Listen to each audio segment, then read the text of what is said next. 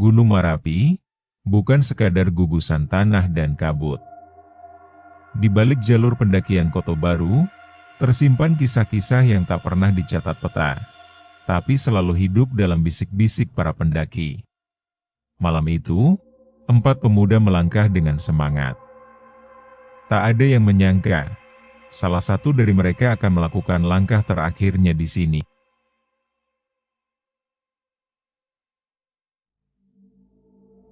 Selamat datang di cerita horor pendakian, langkah terakhir di Marapi. Sebuah kisah yang tidak akan kamu lupakan. Terima kasih sudah klik video ini. Semoga kalian diberikan kelancaran, kesehatan, dan dimudahkan segala urusannya. Dan jangan lupa like video ini jika kalian suka, dan subscribe channel ini. Baik, tidak usah berlama-lama lagi. Kita langsung masuk ke ceritanya.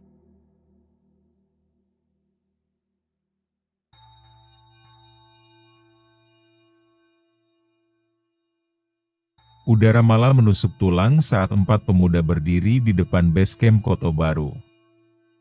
Langit pekat tanpa bintang, hanya sinar lampu jalan yang redup menyorot papan kayu bertuliskan Gunung Marapi, Jalur Koto Baru.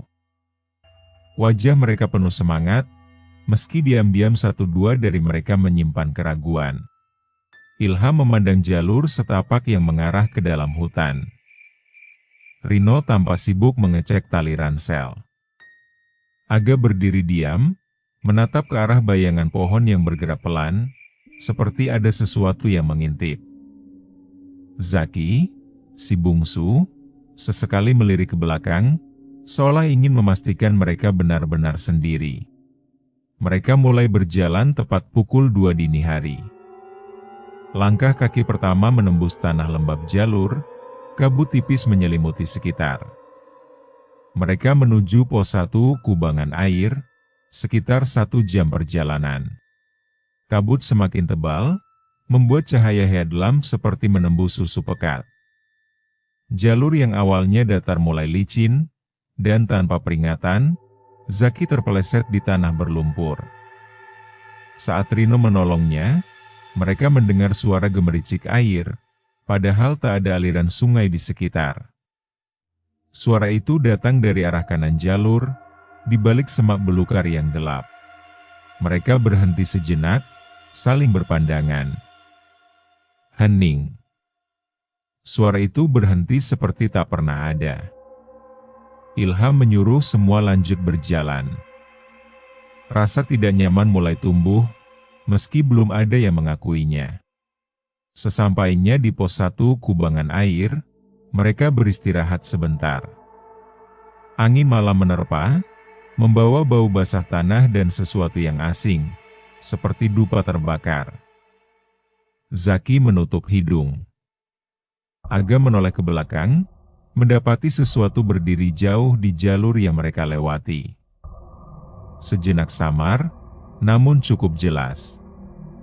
Siluet gelap, berdiri diam seperti patung. Namun saat ia mencoba memastikan, sosok itu telah menghilang. Mereka memutuskan melanjutkan perjalanan. Jalur menuju pos 2 Batu Palano mulai menanjak. Akar pohon menyembul dari tanah, menciptakan undakan tak rata. Kabut tak kunjung menipis, dan rasa sunyi semakin berat, seolah mereka terputus dari dunia nyata. Di tengah perjalanan menuju pos berikutnya, Ilham merasa pundaknya disentuh dari belakang. Ia menoleh, tak ada siapapun. Semua temannya ada di depannya. Ia berhenti sejenak, menenangkan diri, tapi jantungnya berdetak terlalu cepat untuk disebut tenang. Saat mereka akhirnya sampai di pos 2 Batu Palano, suasana terasa jauh berbeda. Batu-batu besar menyebar tak beraturan, seperti kuburan purba. Salah satunya tampak hangus pada bagian atasnya, seperti pernah disambar api. Ilham mendekat dan melihat bekas telapak tangan manusia, seolah ditekan keras hingga membekas. Aga memperingatkan untuk tidak menyentuh apapun. Tapi Zaki, yang entah mengapa terlihat pucat sejak beberapa menit lalu, berdiri di dekat batu, matanya kosong menatap langit, bibirnya bergerak perlahan, namun tak mengeluarkan suara. Ilham menggenggam bahunya dan menyadarkannya. Zaki terkejut, seolah baru sadar ada orang di sekelilingnya.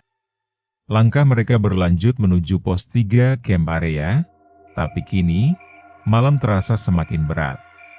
Dan tak ada yang menyadari. Dari semak di dekat batu, sepasang mata mengintip mereka, diam-diam mengikuti setiap langkah kaki. Angin mulai berubah.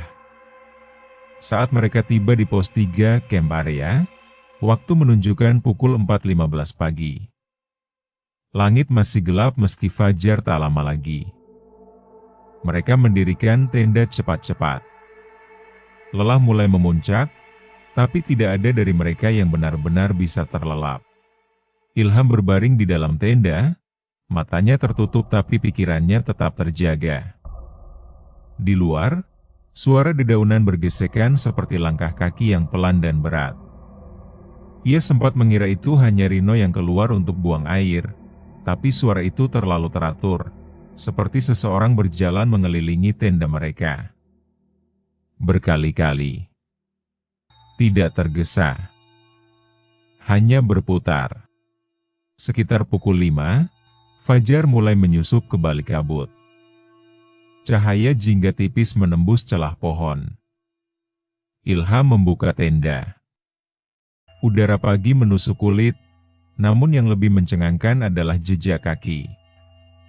Banyak, bukan hanya satu, mengitari tenda mereka. Padahal tanah sekitar becek dan tidak ada dari mereka yang mengelilingi tenda malam tadi. Jejak itu kecil, seperti kaki anak-anak. Agam memeriksa jalur sekitar. Di dekat batu besar, ia melihat sesuatu yang tidak seharusnya ada di gunung. Boneka lusuh tergantung di ranting pohon dengan tali nilon.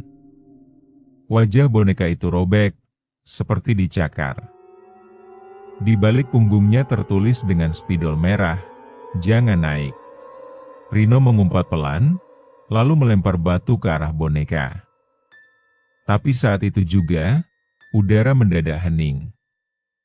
Burung tidak berkicau. Angin berhenti.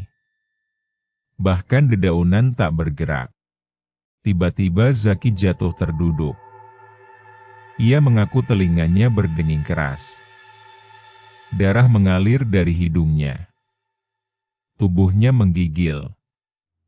Matanya terbelalak melihat ke arah atas pohon, tapi yang lain tak melihat apapun di sana. Ia berteriak panik dan meminta turun. Tapi mereka terlalu jauh dari bawah, dan semakin dekat ke atas. Ilham menenangkan Zaki. Ia sadar ada yang mulai salah, tapi mundur kini tak jadi pilihan. Mereka memutuskan melanjutkan, berharap menemukan sinyal atau pertolongan lebih dekat ke puncak. Mereka bergerak menuju pos 4 Tugu Abel. Jalur ini lebih curam dan sempit. Kabut kembali turun, lebih tebal dari sebelumnya. Jalur terlihat seperti lorong putih panjang. Suara langkah kaki sendiri bergema seperti ada yang mengikutinya. Sekitar pukul 6.45, mereka sampai di pos 4 Tugu Abel. Sebuah tugu batu berdiri tegak dengan ukiran samar nama, Abel 1997. Batu ini terkenal di kalangan pendaki, karena dikaitkan dengan seorang pendaki yang hilang di gunung ini puluhan tahun lalu. Zaki mulai berperilaku aneh. Ia tertawa sendiri lalu menangis pelan. Bibirnya bergetar seperti sedang berbicara pada seseorang, tapi tak ada orang lain di dekatnya. Ketika Ilham memegang lengannya, tubuh Zaki sangat dingin. Agam menyarankan istirahat, tapi Ilham melihat ke arah tugu. Bekas tangan mencakar batu, baru, seperti digores pagi itu. Rino yang awalnya santai kini ikut panik. Di belakang tugu, bayangan hitam melintas cepat. Mereka tak tahu Apakah masih berjalan di antara manusia, atau sudah masuk ke dunia yang lain? Langit masih kelabu ketika mereka meninggalkan camp area. Udara pagi yang biasanya menyegarkan justru terasa berat, seolah menyembunyikan sesuatu di balik embun dan kabut yang tak kunjung menipis. Mereka bergerak menuju pos 4 Tugu Abel, salah satu titik yang dikenal angker di jalur Koto Baru. Konon, pos ini pernah menjadi tempat terakhir seorang pendaki yang hilang tanpa jejak.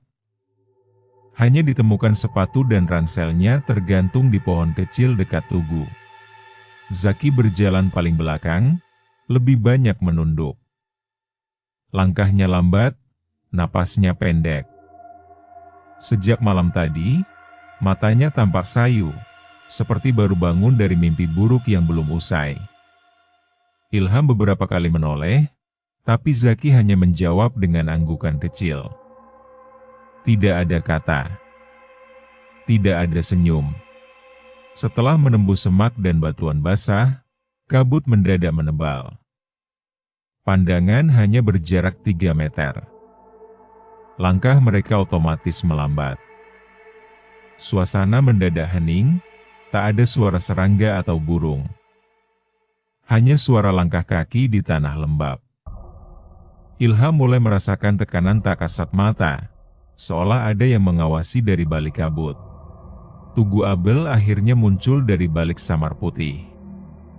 Monumen kecil itu berdiri seperti penjaga tua, dihiasi lumut dan doa-doa usang dari pita-pita merah yang diikatkan pendaki sebelumnya. Tanpa disadari, suhu menurun drastis. Nafas mulai mengepul. Rino mendekati tugu, lalu membeku. Aga, ini. Kenapa ada foto di sini? Di sisi tugu yang menghadap timur, sebuah foto lama terselip di sela-sela batu. Wajah di foto itu pudar, tapi samar terlihat sosok laki-laki muda memakai jaket tebal, berdiri di depan tugu yang sama. Tapi yang membuat darah Ilham membeku adalah bayangan hitam di belakangnya. Kabur, namun jelas bukan pohon atau batu. Zaki tiba-tiba muntah. Tubuhnya gemetar hebat. Ia bergumam, suara lirih namun penuh ketakutan, dia masih di sini, dia belum pulang. Aga segera menariknya menjauh dari tugu. Ilham menatap Rino, dan dalam diam mereka tahu, sesuatu sedang mengikuti mereka sejak semalam. Dalam perjalanan menuju pos 5 Batu Gajah, kabut justru semakin padat. Setiap langkah terasa berat, seperti tertarik oleh tanah. Zaki mulai bicara sendiri. Kata-katanya tak masuk akal. Seperti merapal, atau menjawab suara yang hanya bisa dia dengar. Tiba-tiba, langkah mereka berhenti. Di sisi jalur, berdiri seseorang. Bajunya lusuh, kepalanya tertunduk. Tak bergerak. Tak menyapa. Tapi berdiri terlalu dekat. Hanya 5 meter. Aga membuka mulut, tapi Ilham langsung menariknya. Terus jalan. Jangan ajak bicara. Mereka melangkah cepat, menunduk. Tapi Zaki, dengan suara kecil, berbisik sambil menoleh. Dia, yang difoto tadi. Langkah mereka makin cepat. Tapi entah kenapa, suara langkah kelima terdengar di antara mereka. Langkah mereka makin cepat meninggalkan pos 4 Tugu Abel. Tak satu pun dari mereka berani bicara. Hanya suara napas berat, jantung yang berdebar, dan sesekali dengusan tanah saat kaki terpeleset. Kabut tak juga menipis. Bahkan, saat matahari seharusnya sudah tinggi, langit tetap kelabu, dingin, sunyi. Seolah mereka berjalan di dalam dunia yang berbeda. Zaki kini digandeng erat oleh Aga. Matanya kosong. Mulutnya masih bergetar mengucap nama-nama yang asing. Ilham berusaha tetap tenang, tapi jantungnya terasa semakin sesak tiap kali menoleh ke belakang. Tidak ada siapa-siapa, tapi suara langkah kelima masih terdengar. Satu langkah yang bukan milik mereka. Lebih berat. Lebih lambat. Perjalanan menuju pos 5 Batu Gajah melewati jalur menanjak berbatu dan rimbun. Di tengah kabut, mereka mulai melihat sosok gelap menjulang. Batu besar berbentuk gajah, mitosnya menjadi gerbang tak kasat mata menuju dunia gaib. Di pos ini, pendaki dilarang keras berkata kasar atau sombong. Banyak kisah yang menyebut, jika melanggar, akan disesatkan hingga berputar-putar di tempat yang sama. Rino duduk di bawah batu itu, mencoba mengatur napas. Tapi Zaki malah tertawa kecil, lalu berbicara dengan batu tersebut. Tangannya menunjuk-nunjuk, suaranya berat seperti menirukan suara lain. Aku tahu siapa kalian. Kalian bukan tamu pertama. Ilham menegurnya, tapi Zaki menoleh dengan sorot mata kosong, pupus dari wajah ramah yang biasa ia tunjukkan. Sejenak, bayangan lain tampak berdiri di belakang batu. Tinggi, berjubah, tak punya wajah. Hanya dia mematung. Rino panik, langsung mengajak mereka jalan lagi. Tapi kabut justru membuat arah tak jelas. Kompas digital Ilham error, GPS mati. Mereka mulai putar arah. Setiap kali melewati pohon berdahan patah, mereka merasa pernah melihatnya. Bahkan ukiran di batu yang mirip wajah gajah pun muncul lagi. Tersesat. Panik mulai menguasai mereka. Tapi Zaki malah berdiri di tengah kabut dan berkata, "Aku bisa tunjukkan jalannya. Aku sudah pernah ke sini. Itu aneh." Ini pertama kalinya Zaki naik gunung. Agak berbisik ke Ilham, "Zaki bukan Zaki. Ham. Kita harus cari jalan sendiri." Namun, Zaki sudah mulai berjalan lebih dulu, ke arah yang berlawanan. Dan anehnya, kabut di jalur yang ia pilih seolah membelah, memberi ruang. Langkah kelima kembali terdengar, kini lebih dekat. Mereka terpaksa mengikuti. Hanya agar tak terpisah. Setelah berjalan beberapa menit, mereka sampai di tanah datar yang tak dikenal. Tak ada tanda jalur. Tak ada pos. Hanya pepohonan hitam, berdiri seperti bayangan. Di tengahnya, ada batu nisan tua, tanpa nama. Zaki jongkok di depannya dan menunduk. "Aku dulu dimakamkan di sini," katanya pelan. Suara angin mendesir keras. Rino berteriak, "Itu bukan Zaki. Ayo pergi." Tapi kaki mereka tak bisa bergerak. Tanah seperti menahan. Dan di balik pepohonan, muncul bayangan lain. Sosok-sosok berjalan pelan, membawa senter, wajahnya kosong, kakinya melayang beberapa senti dari tanah. Mereka dikelilingi. Ilham memejamkan mata. Hatinya hanya bisa berdoa. Angin dingin menusuk tulang saat Ilham, Rino, dan Aga masih terdiam di tengah kerumunan bayangan yang mengitari mereka. Di depan, Zaki duduk di depan batu nisan, menunduk diam. Kabut makin pekat, seperti tirai yang menutup mereka dari dunia luar. Cahaya senter meredup, meski baterai masih penuh. Segalanya terasa tidak logis. Ilham memejamkan mata, berusaha fokus. Tapi pikirannya seperti ditarik. Ada bisikan lirih yang menyebut namanya. Sekilas ia melihat dirinya berjalan di jalur yang asing, sendirian, lalu jatuh ke jurang. Tapi saat membuka mata, ia masih berdiri di tempat semula. Sementara itu, Rino mulai menggigil bukan karena dingin, tapi karena ia melihat salah satu bayangan semakin mendekat. Sosok itu tinggi, wajahnya seperti terbakar, namun tanpa rasa sakit. Sorot matanya kosong, dan langkahnya seolah melayang. Bayangan itu berhenti tepat di depan Rino, dan meskipun tidak berbicara, pikirannya diterobos oleh satu kata, tumbal. Rino hampir terjatuh mundur, tapi tanah di bawahnya seperti menyerap kaki, membuatnya sulit bergerak.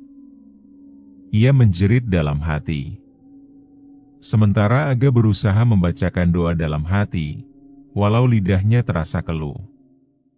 Ia bukan orang yang religius, tapi malam itu ia merasa semua keyakinannya diuji. Zaki berdiri perlahan. Tapi kini ia bukan lagi seperti Zaki. Tubuhnya sama, tapi wajahnya menua, matanya sayu, dan kulitnya tampak memucat. Ia menunjuk ke arah barat, lalu berkata lirih, "Ikuti jalur itu. Tapi salah satu dari kalian tidak akan kembali." Ketiganya saling pandang. Tidak ada pilihan lain.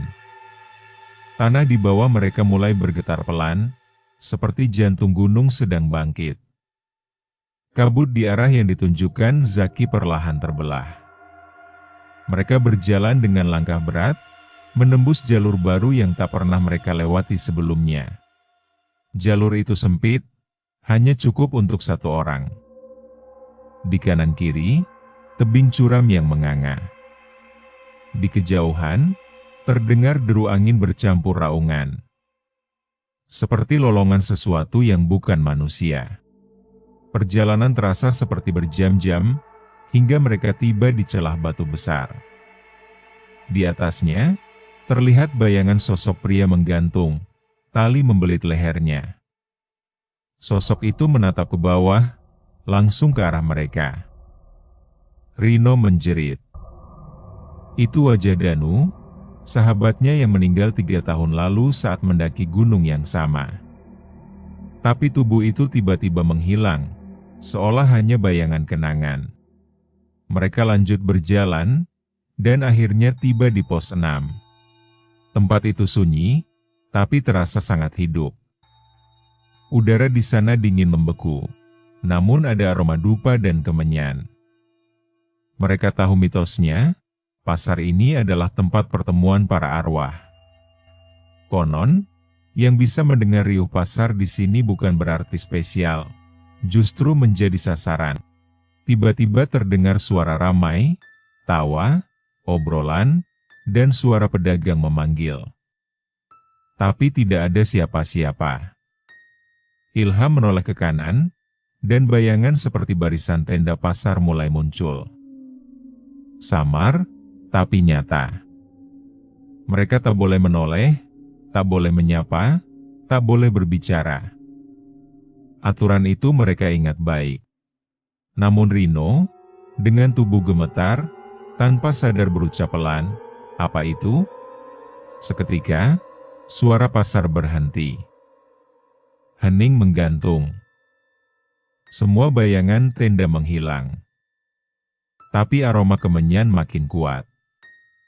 Dan dari arah jalur pendakian terakhir, muncul bayangan perempuan berbaju putih, menunduk, rambut panjang menyapu tanah, berjalan pelan ke arah mereka. Langkah kelima kembali terdengar. Sosok perempuan berambut panjang itu semakin dekat. Gaunnya putih kotor, seperti sudah bertahun-tahun dikenakan.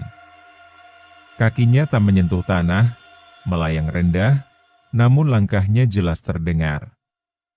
1, 2, 3, hingga 5 langkah, lalu hening kembali. Udara menjadi lebih pekat dan dingin menggigit, seolah malam menelan mereka seluruhnya.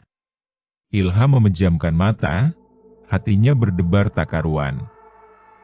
Rino jatuh berlutut, tubuhnya menggigil hebat. Aga menoleh ke kanan, berharap jalur keluar segera terlihat, tapi hanya hutan dan kabut pekat yang menyambut. Tiba-tiba, suara perempuan itu terdengar, seperti bisikan dari dalam kepala mereka. Satu dari kalian harus tinggal. Bayangan pasar setan mulai muncul kembali. Tapi kali ini bukan samar, jelas. Tenda-tenda tua, pedagang tanpa wajah, pengunjung yang berjalan tanpa kaki. Semua seperti menyambut mereka, membentuk jalur menuju puncak. Zaki muncul kembali, tapi tidak berjalan, melainkan seolah diseret oleh tangan-tangan tak kasat mata. Wajahnya kosong, matanya memutih, dan dari mulutnya mengalir darah hitam. Ia menunjuk langit. Sekilas, terlihat langit terbuka dan bintang bersinar. Tapi di antara bintang itu, muncul wajah raksasa samar dengan mata merah menyala. Agam mundur. Ia tak sanggup.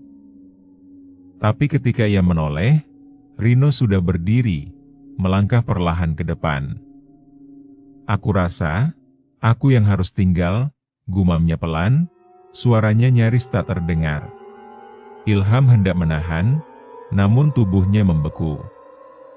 Setiap otot terasa lumpuh, seolah-olah memutuskan bahwa inilah jalannya. Rino berjalan menuju bayangan perempuan itu. Semakin dekat, sosok perempuan itu menengadah, memperlihatkan wajahnya yang ternyata tak punya mata, hanya cekungan hitam menganga. Senyumnya lebar, tidak manusiawi. Saat Rino menyentuhnya, tubuhnya seperti meleleh menjadi kabut. Gaung suara terakhirnya menggema di antara tenda pasar setan, jaga jalur pulang kalian. Tiba-tiba, langit berubah merah. Angin kencang berhembus, lalu semua lenyap. Pasar setan hilang. Kabut terangkat. Ilham dan Aga tergeletak di jalur setapak yang mereka kenali, dekat dengan pos Batu 7, tak jauh dari jalur turun. Matahari pagi mulai naik perlahan. Suara burung kembali terdengar. Tapi tubuh mereka lemas, seperti habis direnggut dari kematian. Mereka berjalan turun tanpa bicara. Ketika melewati pos Batu 7, mereka melihat batu ketujuh yang retak. Di sanalah, menurut mitos, pendaki yang tak bisa pulang akan ditanam. Sesampainya di bawah, di base camp Koto Baru, hanya ada 2 nama yang dicatat sebagai kembali. Zaki tak ditemukan. Rino menghilang. Tim SAR dikerahkan, tapi tak satupun jejak mereka tertinggal. Beberapa bulan kemudian, seorang pendaki lain melapor bahwa di pos pasar setan, ia melihat sosok pria berdiri diam mengenakan jaket gunung biru. Ketika didekati, sosok itu lenyap, meninggalkan bau kemenyan dan jejak kaki menuju arah yang tak pernah tercatat di peta jalur. Legenda tentang tumbal pendaki kembali terdengar. Mereka bilang, Gunung Merapi tidak pernah benar-benar membunuh, ia hanya menyimpan mereka yang dipilih. Terima kasih telah menyimak kisah ini.